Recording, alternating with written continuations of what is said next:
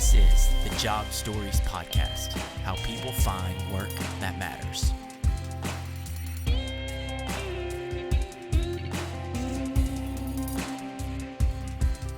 If you don't mind, just kind of introduce yourself and what is your job now? What's your title? Where do you work at now? Yeah, absolutely. So my name is Josh O'Rourke. I live in Hendersonville, Tennessee, which is just on the north side of Nashville. And I currently work as Chief Technology Officer of a company called Objective Health, which is based down in Franklin. That's where our home office is. Perfect. What all does Objective Health do? Like, what does your job look like right now? Yeah, so Objective Health is a clinical research company, and there's two components to that. So there's a services component, and then there's a technology component. So from a services perspective, what Objective Health does is we go to provider practices and we set up what we call research centers of excellence, or little research departments within those provider practices. So we would take our people and we would embed them in that practice. You wouldn't be able to tell any difference between our employees and their employees. And the idea is that as patients come through and they have rare chronic conditions, one example would be a disease called non-alcoholic steatohepatitis, which we can talk about if you want to. But there's currently no treatment for that disease, and so we would try to funnel those people into the research pipeline at that provider's office as a treatment option for them. And then from a technology perspective, what we do is we connect to the electronic record system at the practice, and we try to find those patients and assign risk scores to them based on their likelihood of having one of those diseases before they come in for their appointment. So that way the provider knows, oh, I have this patient coming in, their risk score for NASH or for another chronic disease like ulcerative colitis or inflammatory bowel disease or Crohn's disease or something like that. They know that, oh, I should have a conversation with this patient about research as a treatment option for them. Because again, I don't want to say it's a newer disease, but a lot of providers don't know to look for it. And so the idea would be that we're trying to, kind of flip that switch in their mind that, oh, this patient might be at risk for that. So that's something I need to look for and maybe talk about with this patient. Yeah. Have you seen yourself too, for what you do now with Objective Health, being kind of a manager of people along your path as your CTO now? Kind of how did it start? How did you get into there? Yeah, that's a long story. Yeah, you can do I as started brief as you want. Yeah, however you want to do it is totally fine. Yeah. Gotcha. So just kind of in the nutshell version, I started my career as a software engineer. I've been a software engineer for about 18 years. I think my first job was in 2004, roughly. And I think all engineers kind of go through this phase of like, we really like to be in the code, we really like to build things. But at some point in your career, you have to kind of make this decision of, if you want to keep progressing, do you want to move into the management path? And that was a decision I had to make maybe 6 or 7 years into my career. And so for me, I think that I had a mentor at one of the health systems that I worked at, and he was the CIO at the health system, and he spent several years just really kind of like helping me grow career wise, helping me learn about healthcare, that kind of thing, and seeing the strategic impact that he had on the organization. Even though that he wasn't like on the ground kind of in the code building things, like from a strategic perspective, like he was making these big moves and having like real big impact on the health system that we worked at. And I really admired him, the way that he thought, the types of decisions that he was making.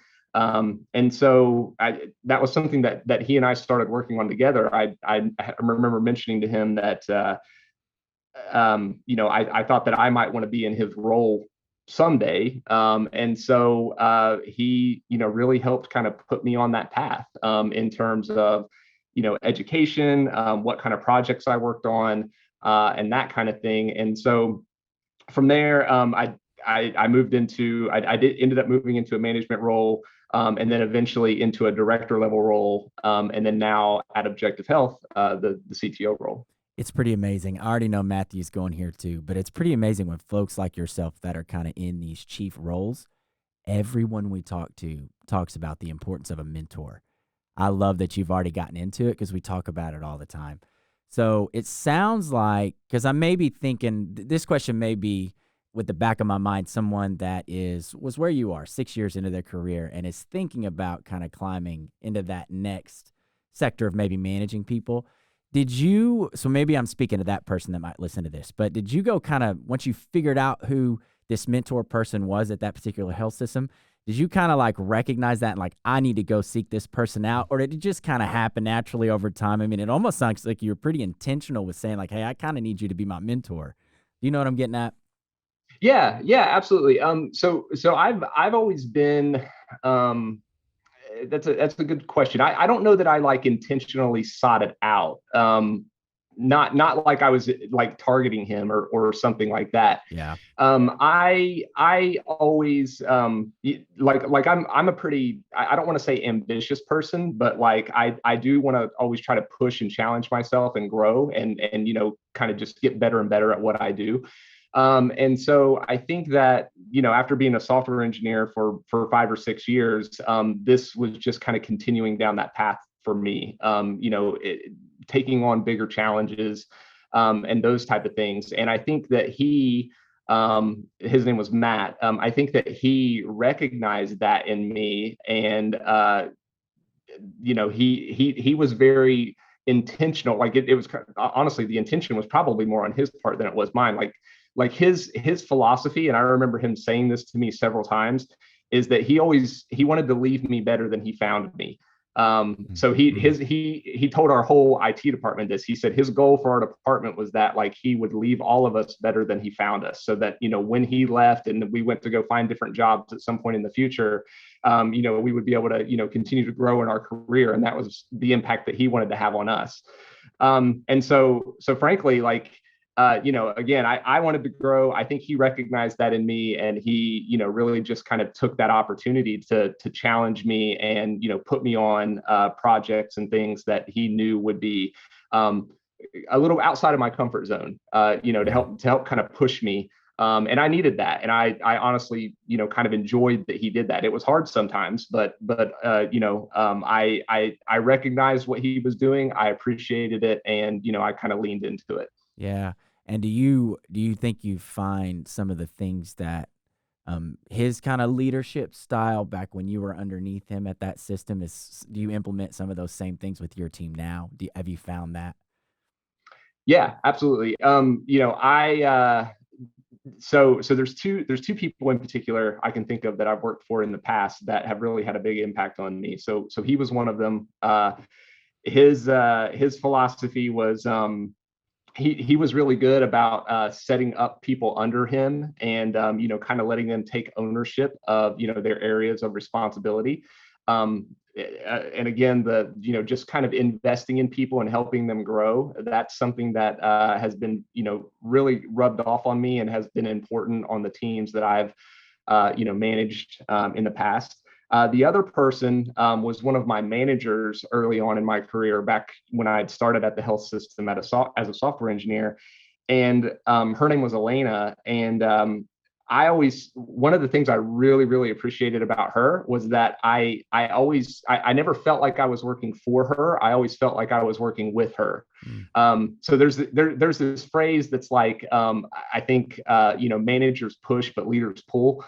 And there's kind of that little graphic of like, if you've seen it on LinkedIn or something like that, there's this little graphic of like these people kind of like pulling this cart, and the manager's sitting up on the cart while all the people pull. So that would be the manager, but a leader would be like down pulling with the rest Yeah. of the team Yeah. on that rope. And so like I working with Elena, like that really rubbed off on me too. Like I always felt like we were all, on the same team. We just had different responsibilities. So I Mm. never felt like, she was like talking down to me or micromanaging me or anything like that. And so that's another thing that I've taken away that, I think I've tried to implement in teams that I've had as well, to where, we're all just part of the same team. Mm. It's not like I'm over anybody or anything like that. It's like we're all working towards the same goal. We just have different responsibilities. Yeah, it's great. My mentor, his name was Hal, is Hal, and we still talk pretty regularly. And he was talking about like at some point in time, and it's not necessarily age, it's just after a certain time in your career, you want to start transitioning to, you want to still achieve, like you've been talking about, but you also want to reach back and like be the mentor Mhm. that you needed Yeah. when you were first starting. So how do you weigh those decisions on like how to practically spend your 40 hours during the week to achieve for yourself, of course, but also try to Mm. reach behind you and give to those that need your help? How do you like weigh those decisions that I'm sure come up on a weekly, monthly basis for you? That's a good question. I don't know that I have like a a conscious like weighing of the decision per se, but like I do. It's funny that you bring this up because I actually had a one-on-one with somebody on my team yesterday, and we were talking about like things that I could do to help her grow in her career and things like that. And I think that you at least on my teams, like you kind of just recognize those people, Mm. those high achievers that are really engaged and really want to, do more in their career, or maybe they don't see it. Maybe they don't realize, kind of the potential that they have, and maybe you just see it because you have a little bit more experience than them. Or you're a little further along in their career, your career than they are, or whatever. But for me, it's more just like looking at the people on my team and looking at people that I think have tremendous potential, people that even that I admire in some ways, that are just doing really great work. And then, I mean, for me, it's just about like wanting to see them excel and succeed and grow in what they do. And so, I during my one-on-ones with them, it's more just about like asking like, how can I help? Like, I don't want to be in, like, I don't let me stand in your way. Like, how can Mhm. I help? Yeah. And so that's kind of the way that I look at it. Mm. Would you say most of what they're looking for is like the character traits that are going to get them ahead, Mm. or are they looking for practical skills like you need to learn JavaScript because of this? What are they looking for, Mhm. if there's a trend in what you are seeing? Yeah, that's a good question. So some people, yeah. I mean, like they might not say like, oh, I want to learn JavaScript specifically, but they might have a notion of like, oh, I want to get more into DevOps, or like I would like to work it more in this area of the business, or I would like to learn about that. Mm. Sometimes it's because in the conversation I had yesterday, it was because this person wanted to be just better at their job. They were like, I don't really understand this area of the business that well. Like I would love to get involved in some of those meetings and learn more about it because I feel like it would make me more effective. And of course, we had a conversation about like, okay, well, let's just make sure that you're not taking on too much stuff, because I don't want people to be overwhelmed and things like that. But I'm all for people, spending time learning new things. Mhm. This same person actually has been also learning SQL. Mm. And again, not because like she had to, but just because it was something that she was interested in. And so, for me, it's more having that conversation with her, recognizing that she was interested in that, and then just giving her opportunities to get involved, Yeah. and then just helping out whenever she needed help. Mm. I'm wondering, and this is kind of a personal question, so you can throw up the white flag and we can move on if you need to. But um, have you ever worked in a place where you felt like you couldn't be that transparent with the people ahead of you and say, I'm not really good at this. I need some help. Because I've felt in some of my past jobs that like I couldn't really be that transparent and say, I don't really know this. Can somebody help? Because I feel like they would like, okay, well, you need to not work here then. So, and how do you, and maybe the question is, how do you find that balance in leading people, about teaching them what they need to learn, but also, guiding them in the right direction that they want to go? Yeah, that's a good question. I'm trying to think if there, I've definitely had managers. Like I don't want to blame it on the organization itself. I think that's more of a management thing. Like I've definitely had managers that were, very kind of, I don't know, like that I would be afraid to bring something like that up to for sure. Yes.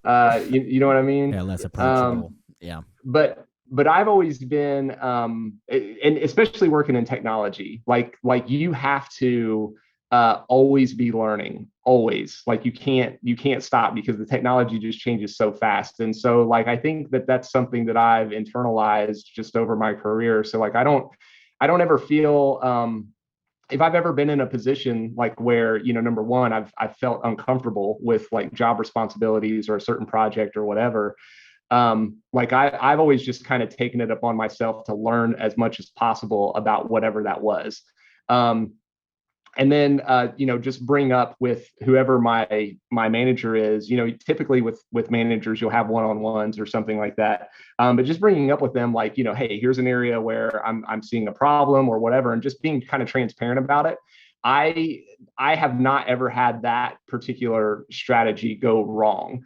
Even me as a manager, like I want my team to tell me, like when things aren't going the right way or whatever. And it's not because, like, I'm trying to, write them up or something like that. It's because like I want to help them solve the problem. Like I said, we're on the same team.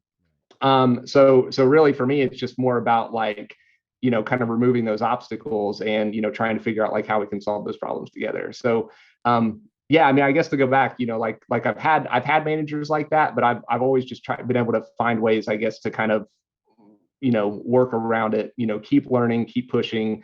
And, being in those uncomfortable situations, I think sometimes that's a good thing, right? Like that's how you grow. So you don't ever want to be in a spot like where you're always comfortable and you always know everything. Like you need to get uncomfortable, and that's what pushes you to get better. Yeah, that's good. And we, again, just talking to other folks such as yourself, we hear a lot about this conversation around like helping company culture, just because, especially in the last 2 years, there's just been so much change and folks are changing jobs left and right. But the challenge is on the interviewing side, finding folks that do have technical skills that meet your job requirements, but that also would be a good fit for your culture and what you're trying to do with your team. How do you manage that, right? Like, what are some things like to kind of find folks that fit your culture? There, how do we find that, right? Because that's the hard part. Um, Go ahead. Yeah. Yeah, yeah. Yeah, no, that's a great question. So we're, at Objective Health. We're a startup. So we've been, through our Series B round of fundings, and have a little over 100 employees right now, and still continuing to grow very quickly. It's been very interesting to see. So I started at Objective Health right before the lockdown happened for COVID. So that was in February of 2020. And then I've been there until now. So a little over 2 years that I've been with the company. And frankly, like from when I started to now, like it's the company culture it hasn't really changed, but as we've added people, like it feels like a much different company, Mm, right? And so I think something that's important to our entire team, every single employee at Objective Health, is just making sure that we believe that we have a good culture. I really love the people that I work with, and I think that we want to keep that going. So, I mean, to your point, that's very, very important to us. As far as hiring goes, um, I think hiring for fit is probably one of the most important things that you can. One of the most important like characteristics, I guess, that you can look for in someone that you're adding to your team. Obviously, like for a technical person, technical skills and things like that are important, but also, somebody that's going to fit into the culture, understand the way that you operate as a business, being engaged, being resonating with the mission of the company. I think all of those things are very, very important when we're hiring someone for our team.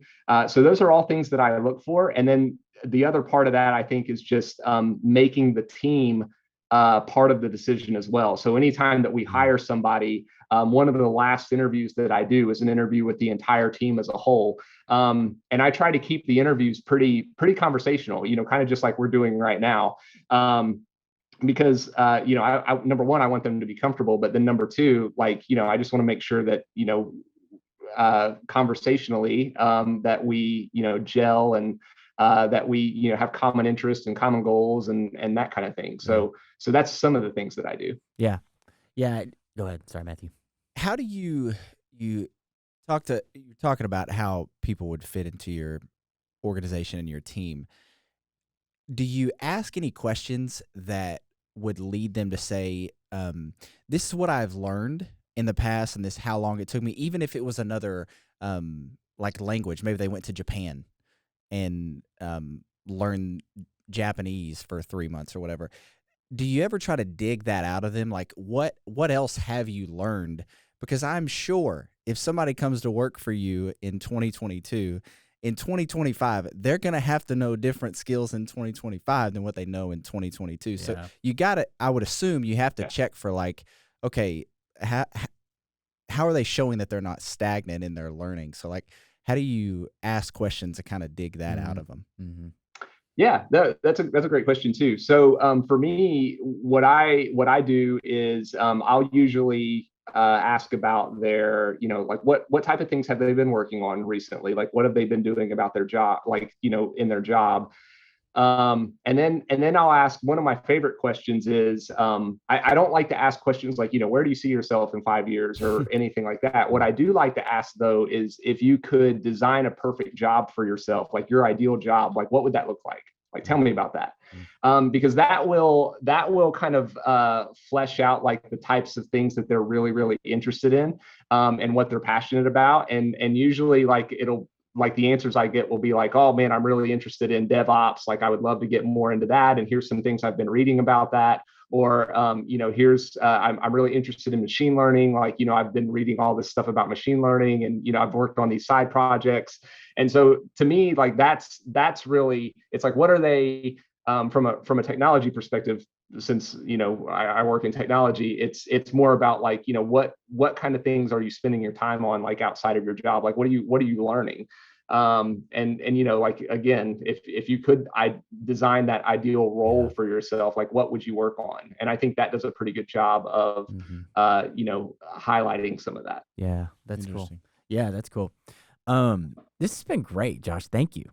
It's been a blast. This has been so cool. Yeah, thank you, guys. We're probably coming up on time. I don't want to keep you too much longer, but as Matthew mentioned, if there's any place for folks that might hear this that want to connect with you, how can they do that if you're interested? Yeah, absolutely. So I'm not like a huge social media person, but I do have like quite a bit of stuff on LinkedIn. So that would probably be the best place to reach out to me. So just Josh O'Rourke on LinkedIn. I'm sure you'll find me there at Objective Health. And, I'd be happy to talk to anybody that wants to chat. Yeah, that's awesome. Thank you for coming on. I knew before you came on you were going to be a rock star. So I appreciate you. This has been really fun. So thanks for hanging with us for a little bit. We're cheering y'all on. So really cool what you're working on. And yeah, man, appreciate you. Awesome. Well, thanks guys. I really appreciate it. Yeah. Have a great day. See you, man. All right. You too. Bye.